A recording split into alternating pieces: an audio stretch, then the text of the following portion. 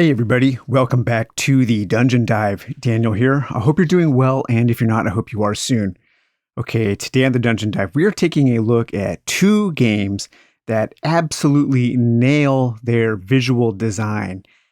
These games absolutely flourish on an aesthetic level.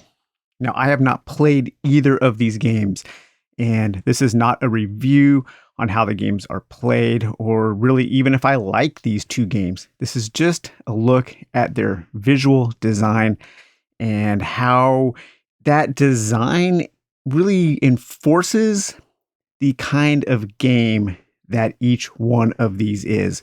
So we have Dead Air, a game about radioactivity, and Cyber plus Punk Augmented, or Cyberpunk. So Dead Air is a game about running a radio station after an apocalypse, and you have to transmit news and information and data to your local surrounding your surrounding area. Cyberpunk is a traditional RPG with a GM and players. It is not made for solo play. I'm sure you could you could modify it to be played solo, and it's for one-offs. It's for one last mission. So we're going to take a look at Dead Air first.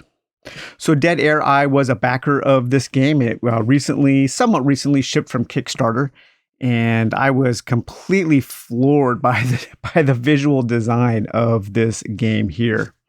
So this game tells you how to make your radio station as successful as possible after a nuclear attack. And it is published by Blackwell Games, and that's Anna Blackwell.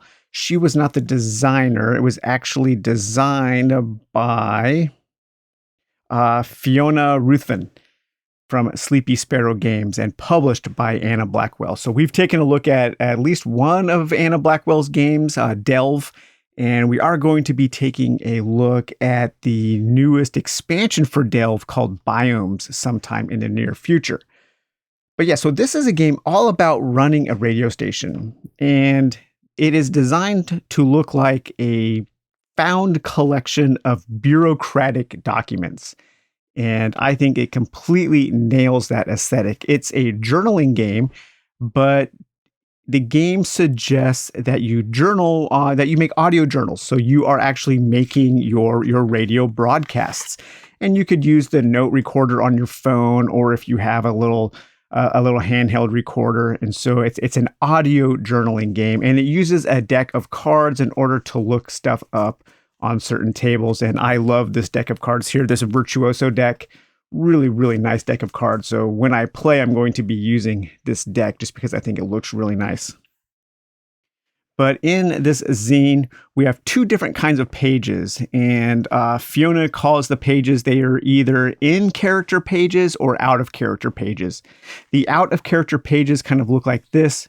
They're more traditionally designed, and this is where your rules are. And these out of character pages, you can trust the information on these pages. These are for you, the player. The in character pages, those are the ones that look like the found bureaucratic documents. And these set the stage. These have lookup tables. These have things that maybe you can or you can't trust, or it's up to you as the player to determine how much you can trust. Now, both of the games we're looking at today, Dead Air and Cyberpunk, have a little bit of a problem with form over function. It probably would be easier to play and learn both of these games if they had a more traditional aesthetic. But I also think that the games wouldn't be nearly as visually appealing. And for me, the visual appeal is part of this kind of game design, and it gets me into the mood. Here we have some advertisements here. The FW390 ain't your grandpappy's microwave transmitter, and a little cutout coupon there. We have a little information about our broadcast map. Here is a page. It's actually upside down. It's got some cigarette burns on it. Really nice. I mean, she just completely nailed the visual design of this. Here we have an out of character page, so an example turn, and then an in character page. And this is a really good example of the two in being juxtaposed together. We have some kind of a schematic there for a Highlander control unit with a hazard warning. Don't forget, if you hike the bastard up a mountain, you will break your back. So part of the form over function is some of the lookup tables in this book are handwritten or they're very tiny. You know, it's made to look like you have found these bureaucratic documents. So it can make it a little hard to read. It can make it a little hard to decipher what are the game parts and what are the parts that are just adding flavor. But again, I think that is all part of the overall package. The game's setting is in Scotland, but you can, there are rules on how to set the game in your own hometown or in maybe another fictional location. So there we have an example of a map with some of your broadcast towers set up and where they can reach. And so you need to, some of the cards will be power sources, and you have to assign power to your transmitters in order to transmit your broadcast further and further to make sure that your news, that your information reaches all of the people on your map.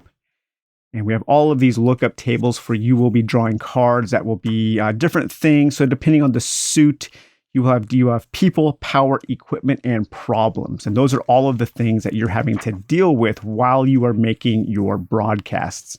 Here we have our station management procedures. So this is a really kind of bureaucratic looking flow chart on how to play the game, how to make up your custom settings there, how to draw your custom maps and all of that. Now, the Kickstarter edition also came with some really cool pamphlets here. So you're running a radio station in a nuclear wasteland. So this has how to practice microphone techniques. All you really need to know, always monitor your recording through headphones. If you have a levels meter, keep it out of the red. Don't worry about what your voice sounds like. You sound fine. People who aren't used to recording their voice are always a little shocked by how they sound because, you know, our voice sounds different in our head because of reverberations and because of the way that the sound works with our skull, with the different, you know, the tissue in our head makes our voice sound different to us in our head than it does when we hear it on a recording. So if you're ever worried about you sounding weird when you record, just know that everybody just always hears your voice the way you sound on a recording. And as long as no one else is telling you have a weird sounding voice, you probably don't have a weird sounding voice. We also got a cool little printout here on some old printer paper for the attention of the Dungeon Dive. I'm writing to confirm the issue of a 10-week broadcast license for call sign Strathclyde Radio on ECS Channel 3. I can confirm there is no broadcast power or footprint limitation for the duration of this license. The license is active from midnight on the day of your first broadcast until midnight on the day of your 10th week. Please note that the reissue of this license is not guaranteed and will depend upon the assessment of your remit qualifications during your review period. Details of your remit requirements will follow this letter. On a personal note, thank you for your willing support to this project. I am led to understand that you submitted to this duty voluntarily. Given the risks attached to this role, very few would make this commendable choice. I would like to take this opportunity to impress upon you the importance of your duty. Tens of thousands of lives may depend on your success, including your own. Best of luck. Yours truly, Eth Ruthven, Dispatch Officer. That is super cool. That is like one of the coolest, like, hey, thank you for being a backer letters that I've ever seen. But this goes into some details, some technical details on different kinds of microphones. We have Omni and Cardioid, how to use a microphone, your different kinds of wavelengths and different kinds of frequency broadcasts and all of that kind of stuff. And then we also have this little postcard here. What we hope it won't happen, but if it does, get low down, get under cover. Do not look, do not move, tune in, and wait for guidance. We get a takeaway menu because, you know, all radio stations have a collection of takeaway menus and sitting around for the DJs and for the broadcasters to order. We have the takeaway menu from the Black Lagoon. So those are all kinds of different things you can order from the Black Lagoon. And man, doesn't that look just delicious there. Dial 0149 or Scream Chips. And then we also have this nice kind of Fallout postcard there. And we get a couple of, we get one color map there. And then we also get a couple of maps that you can photocopy and print. So just what a beautifully designed product this is. It really sells that aesthetic. It sells the vibe and the design, and it just really goes out of its way to create this whole kind of experience. And the same can be said for Cyberpunk. Cyberpunk is a D6 system. It's based off of it's a simplified version of the Forged in the Dark system. I'm not a huge fan of that system. I find it a little complicated just for me personally, on a personal level. You guys know I like simple games, but I saw this as a package and I just had to have this. It is one of the most well-designed packages I have ever seen. And I have recently been buying a bunch of Cyberpunk books. I have a list of books to buy.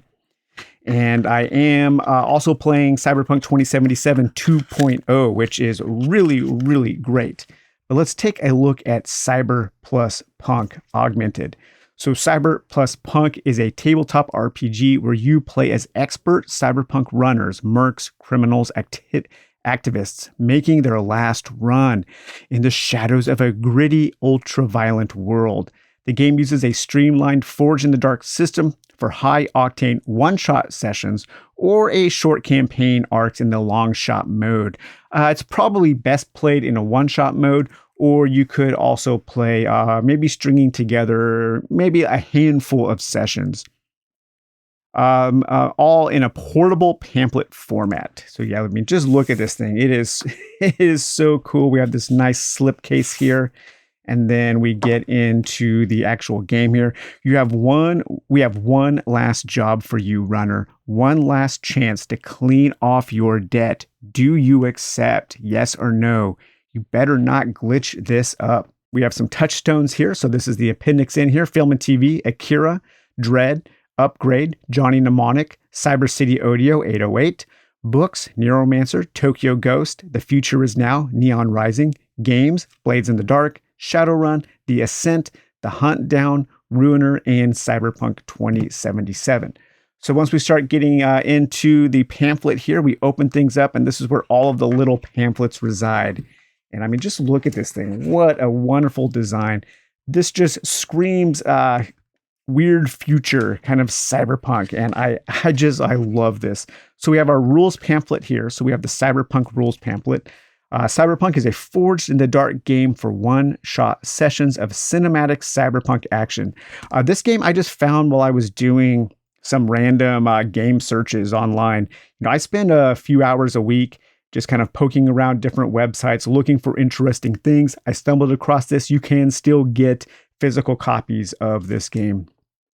So player characters are runners, mercs, criminals, rebels living on the edge and running in the shadows of a gritty, ultra-violent world. In each game, they are brought to life as a team, ready to make huge compromises to score their angle by going on one last run. So this is a one last mission game. It's all for broke. You're trying to retire.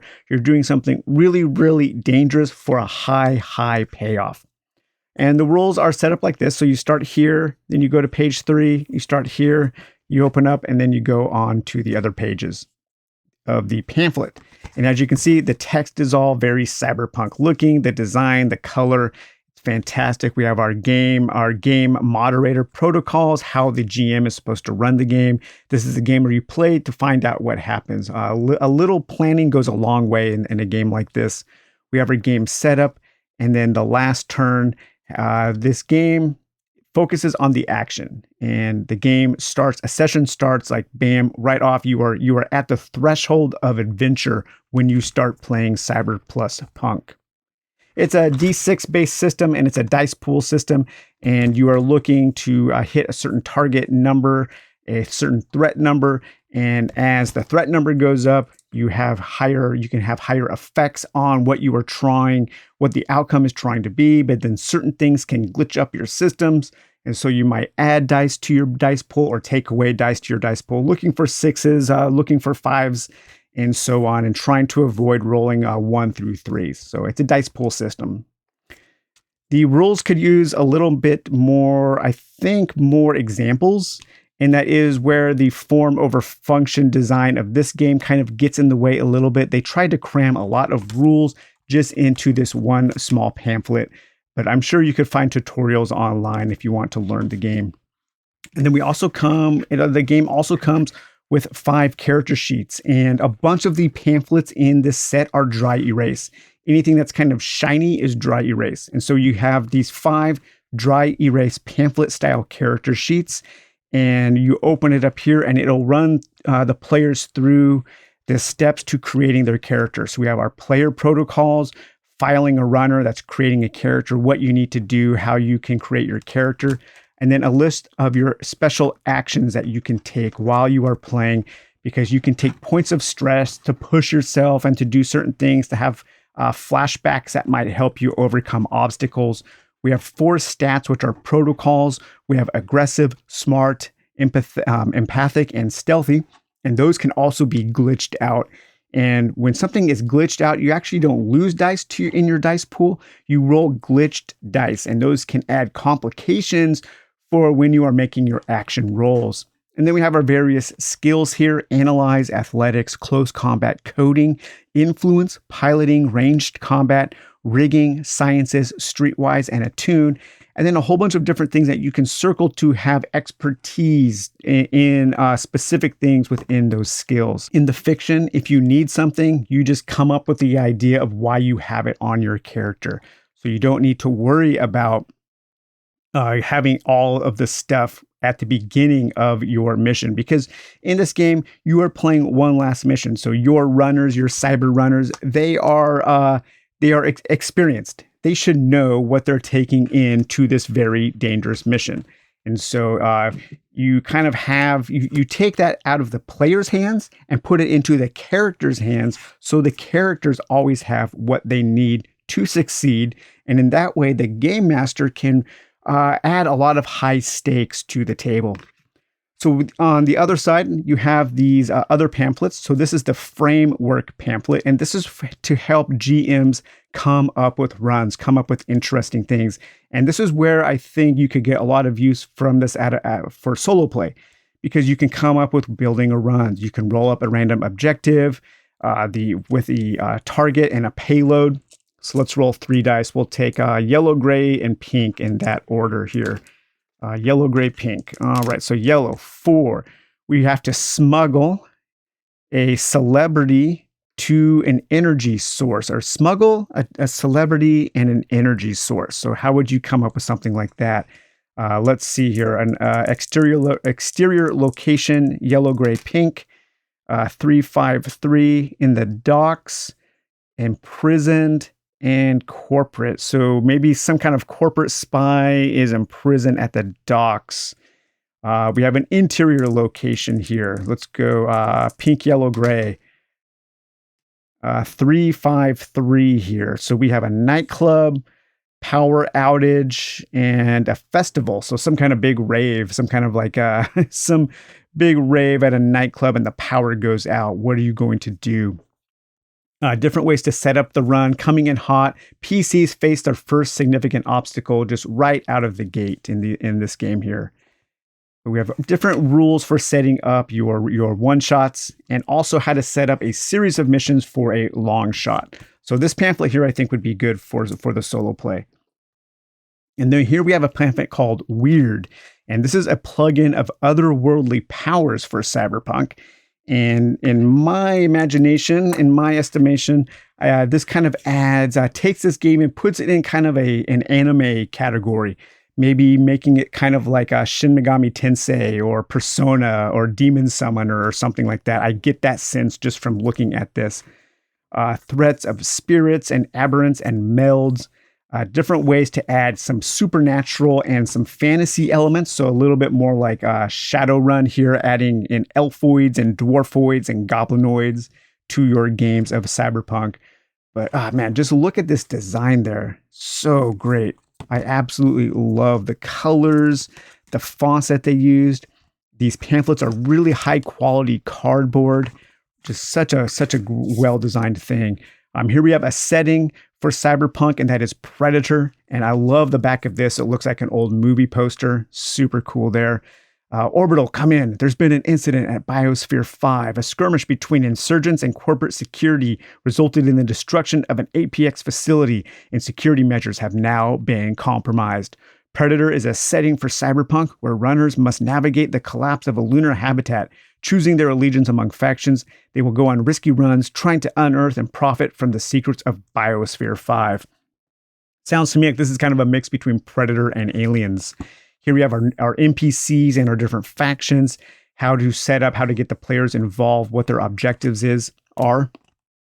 This has a new synergy rule where the players have a new stat where they can work together as a team. And then on the inside, we have our navigation node. So that's our map there, and some different information about the setting and our information about our ultimate predator, the big bad there. And here we have a Mind the Gap. So this is a run for Cyberpunk. This is a beginning run. They say this is the pamphlet you should use, maybe to learn the game, to help you run the game.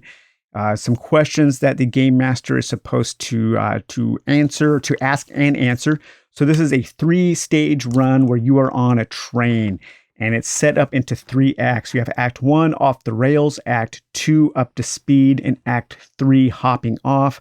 We have glitching commuters there. Some information about the Transmetropolitan Monorail Company, and then also a track here to keep track of different stages. And these are shiny there. And so these are dry erase while the rest of the pamphlet isn't. Again, just a fantastic design choice there. Here we have Cyber Hunters. So this whole pamphlet is dry erase. And these are hunters who are hunting down the runners.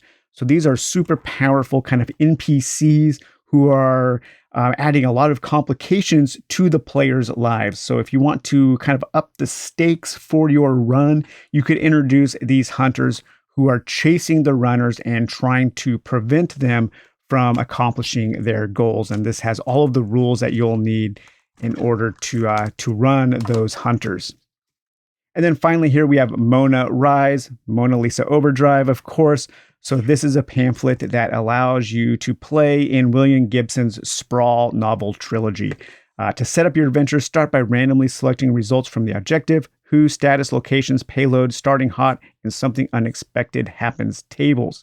So this tells you how to set up all of your adventures that take place in the Sprawl, in this huge giant city. We have a whole bunch of different threats there, some different cyberware, friends and contacts, places to explore. And then we have our objectives, who, location. So all kinds of neat things here. I think this, in conjunction with this, could be very helpful for the soloist. One thing I would have loved to have seen, and I think it is a little bit of a missed opportunity, is for the big pamphlet here. I would have loved to have seen each one of these panels of this pamphlet have either a dice drop table or a lookup table. It would have made this part of the game, and I think that would have been super cool. It just would have added some more things to Cyberpunk. But yeah, both of these games completely nail their design, and both are kind of form over function. Both of the designs can make the games a little hard to learn, but they also add a lot to the overall vibe and aesthetic, and it does a lot to draw me into their worlds.